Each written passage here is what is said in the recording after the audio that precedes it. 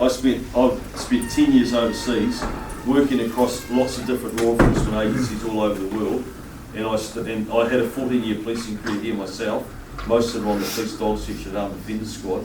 We do have one of the best police services in the world, make no mistake about that. Yep, we're going to have to toughen it up a bit and harden up, but get back on the hard policing skills. We're going to have to make some changes in terms of the curriculum down at college, but fundamentally, we still have a very strong capability inside our police service to be able to deal with violent crime and the violence that currently seen. Where I did one in Richmond between Motueka and Nelson. It doesn't matter where I am in the country, people will say, we put our hand up for help from the police and they're not responding, right? Retailers will say, we don't bother calling now. If it's a minor shoplifting incident or something like that, we don't even bother telling the police because we know they're not going to come, and then there's no follow-up. That's a genuine concern, it's a genuine frustration.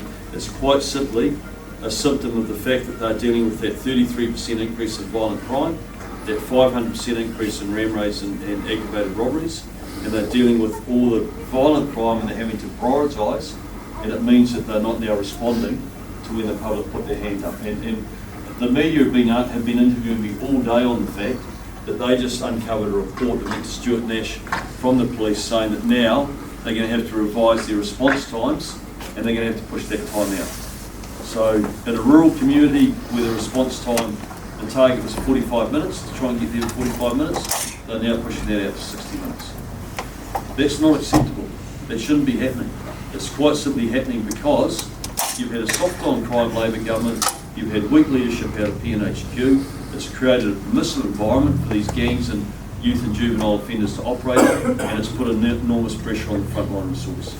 And that's a result of it. So we've got to start unwinding all of that, get the police back on the front foot, and then naturally we'll start, police will have more time and resource to be able to respond to the shoplifter or the man knocked off his bike that actually wants to have a proper response and result.